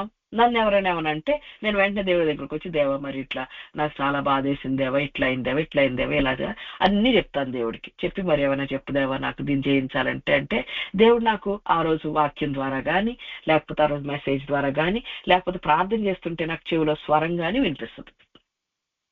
అలా వినిపిస్తున్నప్పుడు లేకపోతే నాకు ఒక ఆలోచన కానీ వస్తుంది అనమాట. వచ్చినప్పుడు అప్పుడు ఏమవుతుందంటే, ఆ ఆలోచన నాకు గొప్ప బలాన్ని ఇస్తుంది. ఆ బలం వల్ల ఏమవుతుందంటే, ఈ పరిస్థితి పోన్లే అంటే అన్నారులే, దేవుడే ఎట్లా చెప్తే వీళ్ళు ఏమంటే నాకేంటి అనిపిస్తుంది అనమాట. అది జయించగలుగుతారు, అంత కృంగుదల బాధ రాదు నాకు. అప్పుడు నేనేం చేస్తాను? మామూలుగా ఉండగలుగుతాను. దాన్ని బట్టి నేను సంతోషించాలి దేవా. ఈ పరిస్థితులు నేనైతే కృంగిపోయేదాన్ని, కానీ నువ్వు చెప్పిన మాట బట్టి నేను ఎంతో, అసలు నాకు ఆ కృంగుదల రాకుండా నేను నార్మల్ గా ఉండగలుగుతున్నాను. దానికి నీకు వందనాలు దేవా అని మన ప్రాణదేవుని స్తుతించాలంట. స్తుతిస్తూ ఇంకేం చేయాలి? మనకి ఇవ్వబడిన వాక్యం అయితే 5వ వచనం అండి, కీర్తన 103:5. పక్షిరాజు యవ్వనము వలె నీ యవ్వనము కొత్తదగుచున్నట్లు మేలుతో నీ హృదయం తృప్తిపరుచుచున్నాడు. మనం ఇలా అంతరంగం నుంచి దేవుని స్తుతిస్తూ పక్షిరాజు యవ్వనం వలె మన యవ్వనం కొత్తదవ్వాలంట. అంటే ఇప్పుడు పక్షిరాజు గురించి కొంచెంసేపు మనం మాట్లాడుకోవాలి. ఈ పక్షిరాజు, ఓకే, ఈగల్, ఈ పక్షిరాజు మామూలుగా లైఫ్ స్పాన్ అంట 40 సంవత్సరాలు అంట. 40 సంవత్సరాలు తర్వాత ఏమవుతుందంటే దాని ఈకలన్నీ కూడా బలహీనపడిపోతాయి. దాని ముక్కు ఉంటది కదా, ఆ ముక్కు కూడా బలహీనపడిపోతుంది. అయితే 40 years కి అది పెద్ద, ఇప్పుడు తుఫాన్ ఏమైనా వచ్చిందంటే దానిపైన ఎగరలేదన్నమాట. అయితే దాన్ని దాటి రాలేదు. అప్పుడు ఈ పక్షిరాజు ఏం చేస్తుందంటే పెద్ద పర్వతం, బాగా ఎత్తైన పర్వతం మీదకి వెళ్ళిపోయి, అక్కడికి వెళ్ళిపోతే, ఎందుకంటే పాములు అలాంటివి ఏం రాకూడదు అనమాట, అక్కడికి రాని ప్లేస్కి వెళ్ళి అది ఏం చేస్తుందంట, దాని ఈకలన్నీ లాగేసుకుంటుందంట. దాని ముక్కుతోటి ఒక్కొక్క ఈక తీసేస్తుంది అనమాట. దాని శరీరం నుంచి ఈకలన్నీ లాగేసుకుని దాని ముక్కుని ఆ రాయికేసి కొట్టుకుంటుందంట. కొట్టుకుంటే ఆ ముక్కు ఇరిగిపోతుంది అనమాట. బీక్ అంటాం కదా, అది ఇరిగిపోతే ఇప్పుడు ఉట్టి తోలు కనిపిస్తుంది, చర్మం. అప్పుడు దాని బాడీని అది అట్లా సన్లైట్ అట్లా స్ప్రెడ్ చేసి పడుకుని ఉంటుందంట. కొన్ని డేస్ అలా పడుకుంటుందంట. ఆ టైంలో గనక ఏ పామైనా వస్తే అది ఆ పాముతో పోట్లాడలేదు, పాము తినేస్తుంది దాన్ని. సరే, అలాంటి ఎవరు వచ్చినా సరే దానికి అప్పుడు ప్రొటెక్షన్ ఉండదు. కానీ అలా దాని చాలా బలహీన స్థితిలో బాగా దీనత్వంతో అది ఏం చేస్తుంది, దాని శరీరాన్ని అంటే ఆ కొండ మీద అట్లా పరిచినప్పుడు ఆ సన్లైట్ వల్ల దాని కొత్త జీవం వస్తుంది అనమాట. వచ్చి మళ్ళీ ఈకలు మొలుస్తాయి అంట, చిన్నగా మళ్ళీ ఈకలు మొలిచి అవి బలమైన ఈకలుగా మారుతాయి అంట. దాని బీక్ ఉంటది కదండి, ముక్కు, మళ్ళీ కొత్త ముక్కు వస్తుందంట. కానీ ఈసారి వచ్చిన ముక్కు బలంగా ఉంటుందంట, ఈసారి వచ్చిన ఈకలు చాలా బలంగా ఉంటాయి అంట రెండోసారి. ఇప్పుడు మళ్ళీ కొత్త ఈకలు, కొత్త ముక్కు వచ్చిన తర్వాత ఇన్ని రోజులు ఒక్క హైట్ మాత్రమే ఎగరగలిగినటువంటి పక్షిరాజు ఈ కొత్త వచ్చిన తర్వాత దానికంటే ఇంకా ఎక్కువ హైట్ లో ఎగరగలుగుతుందంట. అప్పటి వరకు తుఫాను కింద నుంచి వెళ్ళిపోతుందేమో, ఇప్పుడైతే తుఫాను పైన మేఘాలు ఎక్కి మేఘాల పైనుంచి ఎగురుతుందంట. మళ్ళీ ఇలా జరిగిన తర్వాత, ఈ ప్రక్రియ తర్వాత ఇంకొక 40 years లైఫ్ స్పాన్ వస్తుందంట దానికి. అంటే ఆల్ టుగెదర్ మామూలు లైఫ్ స్పాన్ అయితే 40, కానీ ఇలా అది దాని చర్మాన్ని, శరీరాన్ని ఇట్లా సూర్య రశ్మికి ఎక్స్పోజ్ చేస్తూ అది దాని బాడీ స్ప్రెడ్ చేసి అట్లా ఉన్నప్పుడు వచ్చే మళ్ళీ బలం ఎట్లా అంటే ఇంకొక 40 ఏళ్ళు బతికేలాగా చేస్తుందంట. మరి ఇలాంటి మనం విసర్జించబడినప్పుడు, మనం ద్వేషించబడినప్పుడు ఇలా పక్షిరాజు వలె దేవుడి దగ్గరికి మనం వచ్చేవాళ్ళంగా ఉండాలి. మరి పక్షిరాజులాగా రావటం అంటే ఏంటి? మనం ఏం చేయాలి? మనకి ఈకలు ఉంటాయి, ఏంటి నాకెంత తెలివితేటలు ఉన్నాయి అని మనం అనుకుంటాం. ఆ తెలివితేటలనే నాకెంత తెలివితేటలు ఉన్నాయి అనే ఈకను మనం పీకేసుకోవాలన్నమాట మనలో నుంచి. దేవా, నాకైతే నాకేమీ లేదు దేవా, నాకు ఒక్క తెలివితేటలు లేవు, ఈ పరిస్థితులు ఎలా ఉండాలో నాకు తెలియదు అని ఆ ఈకను తీసి మనం పక్కన పడేయాలి. నాకేంటి, నేను ఎంత గొప్ప కుటుంబంలో నుంచి వచ్చానో అనే గర్వం అనేటువంటి ఈక మన నుంచి లాగేసుకుని బయటపడేసేయాలి. ఓకే, నేను వీళ్ళకంటే ఎంత మంచిదానో అనుకుంటాం కదా, అహంకారం అనే ఈకని తీసి బయటపడేసుకోవాలి. ఓకే, తర్వాత నాకు మా తల్లిదండ్రులు ఉన్నారు, నాకు ఎంత సపోర్ట్ ఇస్తారో, నేను ఎంత పెద్ద ఫ్యామిలీ నుంచి వచ్చానో అనే ఈకను తీసి మనం బయటపడేసుకోవాలి. తర్వాత నా ఉద్యోగం ఉంది, నాకేంటి, మీరు విసర్జిస్తే నేను ఇక్కడే పడుంటానా, అంటే తీసి పడేస్తే నేనేంటి మీ సూరు పట్టుకుని వేలాడతానా అంటారు కదా. ఓకే, అలాంటి ఆలోచన తీసి పక్కన పడేసుకోవాలి. నాకు ఉద్యోగం ఉందనే ధైర్యాన్ని తీసేసి పక్కన పడేసుకోవాలన్నమాట. ఇంకా మళ్ళీ నేను కోర్టుకు వెళ్తాను, ఇలాంటి ఈకలన్నింటినీ తీసి పక్కన పడేసుకోవాలి. ఓకే, నా నోటితోటి నేను జయిస్తాను అనుకుంటాం కదా, ఆ ముక్కుని మనం యేసుక్రీస్తు వారి బండ మీద వేసి కొట్టుకుని ఎరకొట్టేసుకోవాలన్నమాట. అలా ప్రతి ప్రతిదీ మనలో ఏది మనం దేనితోటి జయిద్దాం అనుకుంటున్నామో, దేనితోటి లోకం జయిస్తుందో ఈ పరిస్థితిని, అవన్నిటినీ మనం పీకేసుకోవాలి మనలో నుంచి. నేను కోర్టుకు వెళ్తాను, లేకపోతే నేను పెద్దవాళ్ళని పిలిచి నేను పంచాయతీ పెడతాను, ఇవన్నిటిని తీసేసుకోవాలి మనలోంచి. ఇది ఉండకూడదు, మన దగ్గరికి రాకూడదు ఇది. ఓకే, పోట్లాడుతున్నావా, ఆ పోట్లాడటం మానేసేయాలి. నోరు వాడుతున్నావా, నోరు వాడటం మానేసేయాలి. ఇవన్నిటిని ఆపేసి దేవుడి దగ్గరికి వచ్చి, ఓకే, నీతి సూర్యుడు ఆయన, దేవా నేను ఇప్పుడు బలహీనురాల్ని, ఏమీ చేయలేని దాన్ని, నేను దీనురాల్ని, నేను దరిద్రురాల్ని, నువ్వు నాకు చేస్తే తప్ప నేను ఈ అవమానం నుంచి బయటికి రాలేను, నేను దీన్ని జయించలేను, నా వల్ల అయితే ఇది తట్టుకోవటం కావట్లేదు, నువ్వే నాకు శక్తినివ్వు అని ఎవరైతే దేవుడి కోసం ఎదురు చూస్తారో, బలహీనతతోటంటే ఇప్పుడు నేను ఎవ్వరేమన్నా సరే నోరెత్తకుండా ఉండటం అనమాట. నేను ఎవ్వరు చీల్చేసినా నువ్వు ఇంకా అట్లా ఊరుకోవటం తప్ప ఏమీ మాట్లాడకుండా ఉండటం. అలా బలహీనతతోటి, తగ్గింపుతోటి మనం మన శరీరాన్ని, మన ఆత్మని దేవుడి ముందు మనం పరిచినట్లయితే, అందుకని అంటాడు మీ హృదయాన్ని నీళ్ల వలె దేవుడి ముందు పోయండి అంటాడు. అలా మన హృదయాన్ని దేవుడి ముందు కృమ్మరించినట్లయితే అప్పుడు దేవుడి దగ్గర నుంచి వచ్చే శక్తి, ఆ బలం మనకి మళ్ళీ కొత్త ఈకలు, ఎలా ఆలోచన ఎలా చేయాలి ఈ పరిస్థితుల్లో ఎలా మన బీక్ స్ట్రాంగ్ గా ఉంటది అనమాట. అంటే జ్ఞానంతో నింపుతాడు దేవుడు, ఎలాంటి పరిస్థితులు ఏ మాట మాట్లాడాలి, ఇంకా మరి ఎలాంటి బలం కలిగి ఉండాలి అని ఒక్కొక్కటి మనకి దేవుడు నేర్పిస్తాడు. అదే మనకు వచ్చే ఒక్కొక్క ఈక. మనమేమనుకుంటాం, వీళ్ళు నన్ను బాధ పెడుతున్నారు, నన్ను ఇట్లే చేస్తున్నారు అని అనుకుంటాం. అయితే మనకి దేవుడు ఏమని నేర్పిస్తాడంటే, వీళ్ళు మనల్ని విసర్జించే వాళ్ళు, ద్వేషించే వాళ్ళు, వీరు మరణానికి తీసుకెళ్ళబడుతున్నారు, మరణానికి కొనుకోబడుతున్నారు. ఎందుకంటే వీళ్ళ లోపల సాతాను ఏం చేస్తాడంటే, బాగా మనం చూస్తే ద్వేషం పుట్టిస్తాడు, మనం చూస్తే విసర్జించాలనే మనసు పుట్టిస్తాడు, తృణీకరించే మనసు పుట్టిస్తాడు. దాంతో వాళ్ళు ఏం చేస్తున్నారు, మనల్ని తృణీకరించటం, మనల్ని విసర్జించటం, ద్వేషించటం చేస్తున్నారు. అయితే యేసుక్రీస్తు వారు ఏం తప్పు చేశారని ఆయన్ని యూదులు అంత ద్వేషించారు? వాళ్ళు సాతాను ప్రేరేపించి వాళ్ళు ద్వేషించేలాగా చేశాడు. అంటే యేసుక్రీస్తు వారి మంచితనం ముందు, ఆయన చేసే క్రియల ముందు వీళ్ళ చెడుతనం బాగా స్పష్టంగా కనిపిస్తుంది.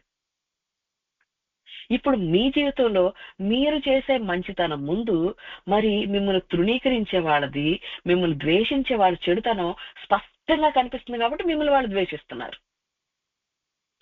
మీ క్రియలు వాళ్ళకంటే ఎంతో మేలుకరంగా ఉన్నాయి కాబట్టి మిమ్మల్ని ద్వేషిస్తున్నారు. మరి ఇలా ద్వేషిస్తున్నప్పుడు వాళ్ళు ఎవరు ప్రేరేపణ వల్ల పనిచేస్తున్నారు? ఎవరు ప్రేరేపణలో మిమ్మల్ని ద్వేషిస్తున్నారు? సాతాను ప్రేరేపణలు. మరి సాతాను ప్రేరేపణలో వాళ్ళు ద్వేషించినట్లయితే మరి వాళ్ళ జీవితంలో ఏమవుతుంది? సాతాను ఏం చేస్తాడు? మనల్ని సంతోషపెట్టడానికి వస్తాడా? దొంగ ఎందుకు వస్తాడండి? To kill, steal and destroy. మీ సంతోషాన్ని దొంగతనం చేయటానికి, చంపేయటానికే వస్తాడు. అంటే మనం ద్వేషించబడే వాళ్ళు వాళ్ళ జీవితంలో సంతోషాన్ని తీసేస్తున్నాడు సాతాను, వాళ్ళని చావుకు తీసుకెళ్తున్నాడు. అయితే మనకి దేవుడు ఏం చెప్తున్నారు? మనం ఈ ప్రావర్బ్స్ అంటే సామెతలు 24వ అధ్యాయం 12వ వచనం మనం చదివినట్లయితే, 24:12 తీద్దాము, 11 నుంచి చదువుతాం. ఓకే, సావునకై పట్టబడిన వారిని నీవు తప్పించుము, నాశనమందు పడుటకు జోగుచున్న వారిని నీవు రక్షింపవా? ఈ సంగతి మాకు తెలియదని నీవు అనుకొని ఎడల హృదయంను శోధించువాడు నీ మాటలను గ్రహించును గదా, నిన్ను కనిపెట్టువాడు దాన్ని నెరుగును గదా, నరులకు వాని పనుల బట్టి ఆయన ప్రతీకారము చేయను గదా. వీళ్ళందరూ ఏమవుతున్నారండి? సావునకై పట్టబడిపోయారు. అందుకనే వాళ్ళు మనల్ని ద్వేషిస్తున్నారు. ద్వేషించేవాడు, తన సహోదరుని ద్వేషించే వాళ్ళు ఏమవుతారు? చనిపోయిన వాళ్ళతో సమానం కదా. మరి వాళ్ళు చావుకు పట్టబడ్డారు, నాశనం వైపు జోగుతున్నారు వాళ్ళు. మరి అలాంటి వాళ్ళ గురించి మనం ప్రార్థన చేసే వాళ్ళలాగా ఉండాలి. మరి మనం అందుకని ఇప్పుడు ఏం చేయాలి? మనమైతే తృణీకరించబడుతున్నాం, మనమైతే విసర్జించబడుతున్నాం, మనమైతే ద్వేషించబడుతున్నాం. మనం ఇప్పుడు ఎలా చేయాలి? వీళ్ళు ఎందుకు చేస్తున్నారంటే సాతాను వాళ్ళ ప్రేరేపించడం వల్ల వాళ్ళు ఇలా మాట్లాడుతున్నారు, ప్రవర్తిస్తున్నారు. ఇప్పుడు మనం ఏం చేయాలి? దేవుడి వైపు తీసుకురావాలి. అంటే మన దీర్ఘశాంతం, యేసుక్రీస్తు వారు ఎట్లా దీర్ఘశాంతం చూపించారో, దయాళత్వం చూపించారో, ప్రేమించారో, అలా మనం ఆ ఆత్మ ఫలాలు కలిగి ఉన్నట్లయితే వీళ్ళని జయించగలుగుతాం. మనల్ని ద్వేషించే వాళ్ళని, మనం తృణీకరించే వాళ్ళని. మరి ఏ మాట మాట్లాడితే వాళ్ళు మనం జయించగలుగుతాము, ఎలా ప్రవర్తిస్తే జయించగలుగుతాము, అది ఒక్కొక్క ఏకనమాట. ఆ జ్ఞానం మనకిస్తాడు దేవుడు. నువ్వు ఇలా ప్రవర్తించు, నువ్వు ఇలా మాట్లాడు అని నేర్పిస్తాడు. అప్పుడు నాకు కూడా ఎప్పుడు ప్రతిరోజు ఏదైనా ఒక డౌట్ తో ఈ పరిస్థితిలో ఎలా ప్రవర్తించాలి అనుకునేదాన్ని. అప్పుడు కొత్తగా వచ్చినప్పుడు అప్పుడు ఆ రోజు సాయంకాలం అయ్యగారు మెసేజ్ వింటే నేను అనుకున్న ప్రశ్నకి అయ్యగారు ఆన్సర్ చెప్పేసేవాడు మెసేజ్ లో. ఓకే, ఇలా ప్రవర్తించాలన్నమాట అని అనుకునేదాన్ని. ఇంకా అట్లా ప్రతి పరిస్థితిలో ఈ పరిస్థితి ఎట్లా ప్రవర్తించాలి, ఆ రోజు ఆన్సర్ మళ్ళీ మెసేజ్ లో వచ్చేసేది. ఆ రోజు ఏ వాక్యం వింటే దేవా ఈ రోజు నువ్వు నాతో మాట్లాడు అనుకునేదాన్ని. అనుకుంటే నిజం కరెక్ట్ గా దేవుడు ఆ రోజు నాకు ఏ ప్రశ్నతో వచ్చానో ఆ ప్రశ్నకి ఆన్సర్ చెప్పేసేవాడు దానిలో. ఇలా ప్రవర్తించాలి, ఇలా ప్రవర్తించాలి అని. ఇలా చెప్పినప్పుడు దానికి ఎక్స్ప్లెనేషన్ కూడా ఇచ్చేసేవాళ్ళు. దాంతో అదే పట్టుకుని చేయటం మొదలు పెట్టేదాన్ని. అయితే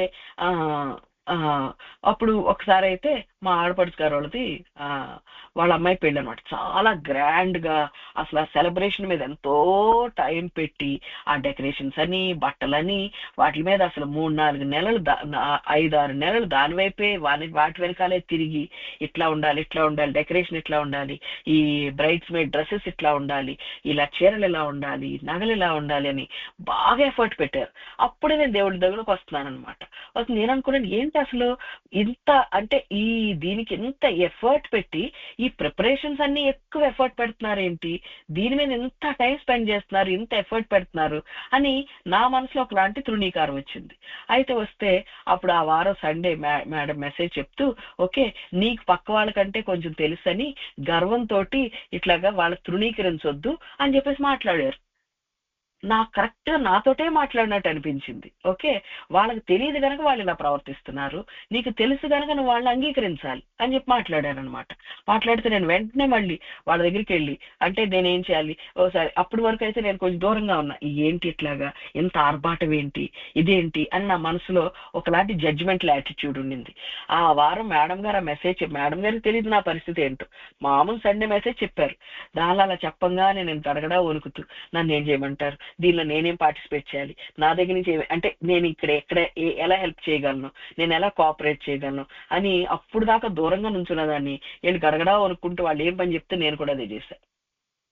అలా మనకి ఏ రోజు ఏ మాట కావాలో అది ఈకలు అవన్నీ కొత్తగా మొలిపిస్తాడు అన్నమాట మన మీద. మనం ఏ మాట మాట్లాడాలో బలమైన మాటలు అలాంటిది మనకు మళ్ళీ మనకి అది దేవుడు మొలిపిస్తాడు. అప్పుడు ఏం చేస్తామంటే ఇన్ని రోజులు ఒక మాట అంటే కృంగిపోయామేమో, కానీ ఇప్పుడు ఏమన్నా సరే కృంగుదల రాదు.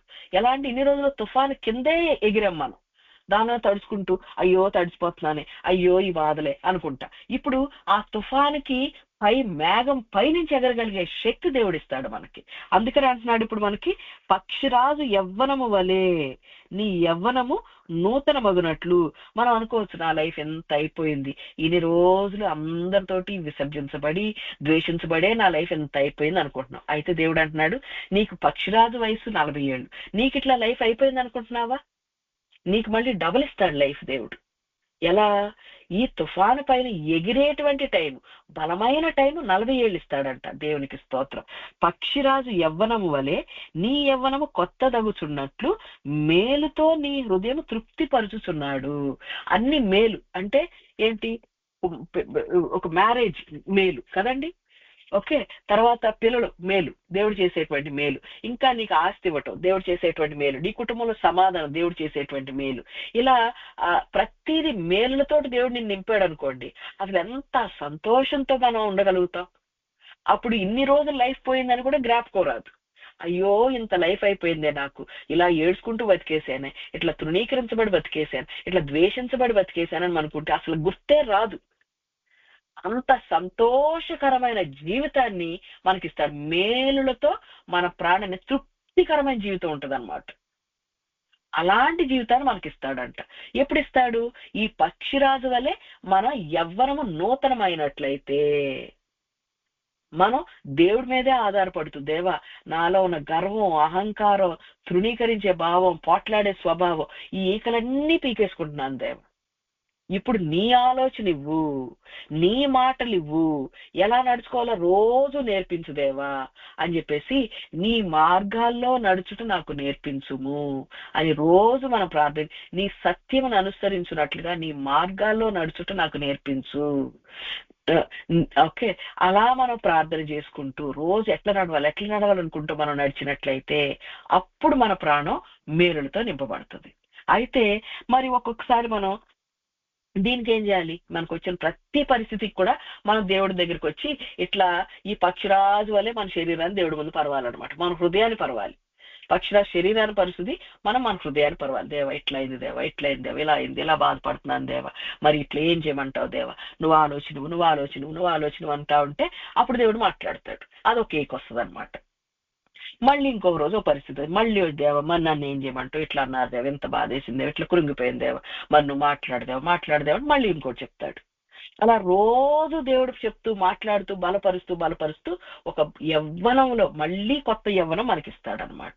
అయితే దీన్ని ఎవరైతే ఇలాగా, సరే నేను ఇక్కడి నుంచి ఇలాగే నేను ఎప్పుడు తృణీకరించబడినా, ఎప్పుడు ద్వేషించబడినా, నాకు మనసు కష్టం కలిగినా నేను దేవుడి దగ్గరికే వెళ్తాను అని ఎవరైతే అనుకుంటున్నారో వాళ్ళందరికీ దేవుడు ఏం చేస్తాడంట? ఓకే, ఆయన ఓకే ఇక్కడ యోహాను సువార్త 5వ అధ్యాయం 28వ వచనం మనకి ఇవ్వబడింది. ఓకే, మీరు ఆశ్చర్యపడుకుడి, ఒక కాలము వచ్చుచున్నది, ఆ కాలమున సమాధుల్లోనున్న వారందరూ ఆయన శబ్దము విని, మేలు చేసిన వారు జీవ పునరుద్ధానమునకు, కీడు చేసిన వారు తీర్పు పునరుద్ధానమునకు బయటకు వచ్చేదరు. యేసుక్రీస్తు వారి యొక్క ఆధిపత్యం చూడండి. ఆయన పిలిస్తే ఓకే, ఆయన స్వరం సమాధులు చనిపోయిన వాళ్ళు వింటారంట. విని వాళ్ళు ఎట్లా వస్తారంట? ఆ టైంలో యేసుక్రీస్తు వారు రెండోసారి వచ్చినప్పుడు, ఆయన పిలిచినప్పుడు వాళ్ళు ఎవరైతే మేలు చేశారో వాళ్ళందరూ దేనికి వస్తారు? పునరుద్ధానానికి. ఇంకా వాళ్ళకి ఇంకా తీర్పు ఉండదు. బాగా మనం గనక మన లైఫ్ లో మనం ఇట్లా దేవుడు చెప్పినట్టుగానే ప్రతీది దేవుడి మీద ఆధారపడుతూ, నేను తృణీకరించబడ్డాను మనసు కష్టం చేసుకోకుండా, అంతర దేవా నాకు ఇచ్చిన ఈ స్ట్రెంత్కై నీకు వందనాలు, ఈ ఆలోచనకు నీకు వందనాలు, ఈ నడిపింపుకి నీకు వందనాలు అని అంతరంగంలో దేవుని స్తుతిస్తూ దేవుడి మీద ఆధారపడినట్లయితే వాళ్ళు మేలు చేసినట్లు. అలా మంచి చేసిన వాళ్ళు ఏం చేస్తారంట? వాళ్ళందరికీ జీవ పునరుద్ధానం, పరలోకంకి వెళ్ళేటువంటి అవకాశం. అదే గనక అలా కాకుండా కీడు, ఎవరైతే మరి మనం ఈరోజు చెప్పిన వాక్యాన్ని పట్టించుకోకుండా ఇంకా బాధపడుతూ, ఇంకా వాళ్ళని తిడుతూ, వాళ్ళు తృణీకరించిన వాళ్ళని, విసర్జించిన వాళ్ళని, ద్వేషించిన వాళ్ళని తిడుతూ, వాళ్ళ గురించి అందరికి 10 మందికి చెప్తూ, నేను ఇంకా పంచాయతీ పెడతాను, అది చేస్తాను, ఇది చేస్తానని ఎవరైతే కీడు చేస్తారో వాళ్ళు ఏం చేస్తారంట? వాళ్ళకి తీర్పు పునరుద్ధానము అంటే తీర్పు తెలుస్తాను దేవుడు మళ్ళీ లేపుతాడనమాట. మనకి 3 రకాలు ఉంటాయండి. కొందరైతే నరకానికే వాళ్ళు కేటాయించబడ్డారనమాట. బాగా చెడుతనం చేసే వాళ్ళందరూ వాళ్ళకి ఇంకా మళ్ళీ తీర్పే ఉండదు, వాళ్ళు స్ట్రైట్ నరకమే. బాగా మంచి చేసిన వాళ్ళందరికీ స్ట్రైట్ పరలోకమే. తీర్పు ఎవరికంటే, దేవుడు తెలిసినా సరే, ఆయన వాక్యం విన్నా సరే, ఎవరైతే దాన్ని చేయకుండా ఉంటారో వాళ్ళకు మాత్రమే తీర్పు. అప్పుడు వాళ్ళందరినీ పునరుద్ధానంలో దేవుడు లేపి, అప్పుడు నీకు ఈ వాక్యం వినిపించాను, నువ్వెందుకు వినలేదు, నువ్వెందుకు చేయలేదు, ఈ మనిషిని పంపించాను, ఈ ప్రవక్త నీ దగ్గరికి పంపించాను, ఈ మాటలు మాట్లాడించాను, నీతో మాట్లాడు, నువ్వెందుకు వినలేదు, నువ్వెందుకు ఇట్లా చేసావు అని ప్రతి ఒక్కటి తీర్పు తీరుస్తాడనమాట. మనం చేసిన క్రియలు బట్టే తీర్పు. ఎవరైతే ఈరోజు మన కీర్తనలో కూడా ఉన్నాం, మేలు చేసిన వారికి అయితే పునరుద్ధానం, జీవ పునరుద్ధానం, కీడు చేసిన వారి క్రియలేనండి. నేను బాగా విన్నాను, నేను రోజు 4ంటికి లేచి ప్రార్థన చేశాను, ఓకే, కానీ పోట్లాడాను అంటే కనుక అది కీడే. అయినా కోపం పెట్టుకున్నాను, అయినా మనసులో కక్ష పెట్టుకున్నాను అంటే కీడే మనం చేస్తున్నది. ఆ కీడు చేసే వారికి తీర్పు పునరుద్ధానం, మన తీర్పులో నిలబడాల్సి ఉంటుంది. ఇదన్నిటికీ నువ్వెందుకు వినలేదంటే దానికి సమాధానం మనం ఇవ్వాలి. దానికి మనం మరి శిక్ష పొందుకుంటాం, తీర్పు పొందుకుంటాం. దానికి మనం ఈరోజు ఏం చేయాలి? మనం బ్రతుకున్నప్పుడే మనం జాగ్రత్త పడాలి. ఈరోజు దేవుడు చెప్తున్నాడు, అందరి జీవితంలో మనం పరలోకానికి వెళ్ళాలా, నరకానికి వెళ్ళాలా అనేటువంటిది ఒక డిసిషన్ చేయాలి దేవుడు. అది చేయటానికి మన జీవితంలో ఇలాంటి మనం తృణీకరించబడటం, మనం ద్వేషించబడటం అనేటువంటి సిలువ మనకిస్తాడనమాట. దీన్ని మనం ఎలా మోస్తున్నాం? మరి రోజు నీ సిలువ ఎత్తుకు నన్ను వెంబడించిందంటే నువ్వు తృణీకరించబడటమే నీ సిలువ. దీన్ని ఎలా మోస్తున్నావు? యేసుక్రీస్తు వారిలాగా మోస్తున్నావా, లేకపోతే నాకొద్దు అని తీసి పడేస్తున్నావా? దీన్ని బట్టి మనకు తీర్పు వస్తుంది. మరి దాన్ని రోజు మనం ఆ సిలువ ఎత్తుకుని నేను రోజు విసర్జించబడుతున్నా, ఇప్పుడు దేవుడి చిత్తం ఏంటి, నేను ఎలా జీవించాలి, ఈ రోజు ఏం చేయాలి అని అలా ఎవరైతే నడుస్తారో వాళ్ళు ఏం చేసినట్టు? మేలు చేసినట్టు. లేదు నాకు వద్దు, నేను దీని కింద ఉన్నాను, నేను ఇక్కడి నుంచి వెళ్ళిపోతాను, ఈ పరిస్థితి నుంచి వెళ్ళిపోతాను, నేను వీళ్ళ గురించి ప్రార్థన చేయను అని చెప్పేసి ఎవరైతే కీడు చేస్తారో వాళ్ళకైతే తీర్పు వస్తుంది. అయితే మనం ఏం చేయాలంట? మనమైతే నీ కన్నులు ఎదుటి నుండి వాటిని తొలగిపోనీయకము, నీ హృదయమందు వాటిని భద్రము చేసుకొనుము. సామెత 4:21 చెప్తున్నాడు మనకి. మరి ఏ విషయాలు మన కన్నుల ముందు నుంచి తొలగిపోనీయకూడదు? ఈ విషయాన్ని ఎవరైతే కీడు చేస్తారో వాళ్ళకి తీర్పు పునరుద్ధానం ఉంటది అనేది మన కళ్ళల్లోంచి బయటకు వెళ్ళకూడదు. మనం ఏం చేస్తాం ఈ లోకంలో ఉన్నప్పుడు? నాలాంటి పరిస్థితి ఇంకెవరెవరికి ఉంది అని ఈ రోజులో అయితే ఇంటర్నెట్ లో వేస్తారు, ఇలాంటి ప్రాబ్లం ఎవరికి ఉంది అని. అప్పుడు చాలా మంది రెస్పాన్సెస్ ఇస్తారు, ఇంతకు ముందు వాళ్ళ లైఫ్ లో ఏమైంది, వాళ్ళు ఏం చేశారు అని చెప్పేసి అన్ని ఈ రోజు అయితే ప్రతిదీ ఇంటర్నెట్ లో ఒక 1,00,000 మంది కూర్చొని డిస్కస్ చేస్తా ఉంటారు. దానికి పైనే ప్రతి ఒక్కరు ఒపీనియన్స్ ఇస్తారు, నేను ఇలా చేశాను, మరి మీ ఒపీనియన్ ఏంటి అంటే అందరూ నువ్వు చేసింది రైటే, లేకపోతే నువ్వు చేసింది రాంగ్ అని ఇలాంటివి ఇస్తారు. వాళ్ళు నా జీవితం ఎట్లయింది, నేను ఎలా చేశానని. అయితే మనం ఇంటర్నెట్ చూడట్లేదు, మన పక్కన చూస్తున్నాం. వాళ్ళ లైఫ్ లో కూడా ఇలాగే వాళ్ళు తృణీకరించబడుతున్నారు, వాళ్ళు ద్వేషించబడుతున్నారు. వాళ్ళు ఎలా ప్రవర్తించారు? వాళ్ళు కోర్టుకు వెళ్ళారా? ఓకే, వీళ్ళు ఎలా ప్రవర్తించారు? వీళ్ళు ఎలా చేశారా? వాళ్ళ పేరెంట్స్ వీళ్ళు పంచాయతీ పెట్టారా అని చెప్పేసి మనం వాటిలో చూసామనుకోండి, మన కళ్ళు అటు ఇటు వెళ్తున్నాయి. మన కళ్ళని ఏం చేయాలంట? నీ కన్ను ఎదుటి నుండి వాటిని తొలగిపోనీయకము. ఈ రోజు దేవుడు ఏ వాక్యం చెప్పాడో వాటి మీదే మన కళ్ళు ఉండాలి. వాళ్ళు ఏం చేస్తున్నారు, వాళ్ళకి ఈ పరిస్థితులు ఎట్లా బయటపడ్డారు, వీళ్ళు ఈ పరిస్థితులు ఎట్లా బయటపడ్డారు, వాళ్ళ వైపు లోకం వైపు చూడొద్దు. మరి ఇదే కష్టంలో ఉండి సాక్ష్యం చెప్పేవాళ్ళు ఎవరన్నా, నేను ఇలా జయించాను అని ఎవరైనా సాక్ష్యం చెప్తే వాళ్ళ వెంక చూడండి. వాళ్ళ ప్రవర్తన, వాళ్ళ విశ్వాసాన్ని మనం అనుసరిద్దాం. అలా ఎవరైతే మన బోధకులుగా ఉన్నారో వాళ్ళ జీవితం ఎలా ఉందో చూద్దాం. ఎవరి లైఫ్ లో ఇలాంటి కష్టాల్లో ఉండి వాళ్ళు బయటపడ్డారు, వాళ్ళు దీనిలో జయించగలిగారు, వాళ్ళు ఎలాంటి విశ్వాసాన్ని వాళ్ళు అభ్యాసం చేసుకున్నారు, వాళ్ళ విశ్వాసాన్ని చూసి దాన్ని మనం అనుకరిద్దాం. అలా చేసినట్లయితే అది మన హృదయంలో ఉంచుకున్నట్లు.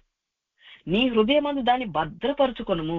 నేను దేవుడు చెప్పాడు, పక్షిరాజు వల్లే నేను ఉండాలి, నేను దీన్ని జయించాలి అని. ఎవరైతే నేను మేలే చేయాలి, నాకు బాధ పెట్టే వాళ్ళ గురించి నేను ప్రార్థన చేయాలి అని. ఎందుకంటే మరి నేను సమాధుల్లోకి వెళ్ళిపోయినప్పుడు ఆయన స్వరం విని, నేను ఇప్పుడు మనందరం సమాధుల్లోకి వెళ్ళిపోయిన పరిస్థితే, లైఫ్ లో ఇంకేముంది, ఇంకా అయిపోయింది, ఇంతే అనుకున్న పరిస్థితి. ఇప్పుడు ఎవరైతే ఆయన స్వరం వింటున్నారో మనం లేచి లేదు ఇక్కడి నుంచి నేను మేలే చేస్తాను, నేను వాళ్ళ కోసం, నన్ను బాధ పెట్టి వాళ్ళ కోసం ప్రార్థన చేస్తాను అని ఎవరు చేస్తారో వాళ్ళకి పునరుద్ధానం, జీవ పునరుద్ధానం. నేను వినను, నేను ఇట్లాగే వాళ్ళ గురించి మాట్లాడుతూ ఉంటాను, ఏదో దేవుడు చెప్తాడులే అనుకున్న వాళ్ళకి తీర్పు పునరుద్ధానం. మరి ఇట్లా మనం మర్చిపోకుండా మన హృదయంలో పెట్టుకుని నేను దేవుడితో పాటు జయించాలి అని ఎవరైతే ఈరోజు తీర్మానం చేసుకుంటున్నారో, యేసుక్రీస్తు వారు కూడా ఆయన్ని ఇలాగే తృణీకరించబడ్డారు, ఆయన ఇలా ద్వేషించబడ్డాడు, ఆయన జయించాడు. మరి దేవా నువ్వెట్లా జయించావు నాకు చెప్పు. నువ్వేమని ఆలోచించావు ఆ టైంలో?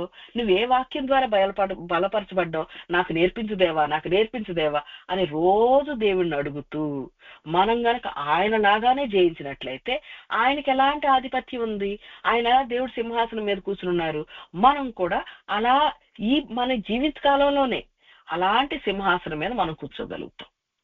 మరి ఈ రోజు దేవుడు మనతో మాట్లాడుతున్నాడు. మరి మీ కృంగుదలలో మీరు ద్వేషించబడబట్టి, విసర్జించబడబట్టి కృంగిపోకుండా నేను ఎలా జీవించాలి దేవా, నేను ఎలా జయించాలి అంటే, అలా గనక ఎవరైతే అనుకుంటున్నారో ఏలేటువంటి అనుభవం మీ జీవితంలో ఇస్తాడు. ఇంకా మిమ్మల్ని దాటి ఎవ్వరూ పోలేరు. మీరు శాశ్వతమైన శోభాతిశయముగాను బహుతరాలకు సంతోష కారణంగాను మీరు ఉంటారు. మళ్ళీ జీవ పునరుద్ధానాన్ని పొందుకుంటారు. అందుకని దేవుడు మనల్ని మేలులతో నింపే విధంగా పక్షిరాజు వలె మనకున్న ఈకలన్నింటినీ పీకేసుకుని దేవుడి ఆలోచన ప్రకారం మన సొంత ఆలోచనలు, మన సొంత నోటిని అన్నిటినీ వదిలేసి దేవుడి ఆలోచన ప్రకారం, దేవుడి స్వరం ప్రకారం మనం నడుస్తూ ఈ ఆశీర్వాదాన్ని మనం పొందుకుందాం. దేవుడి వాక్యాన్ని దీవించును గాక.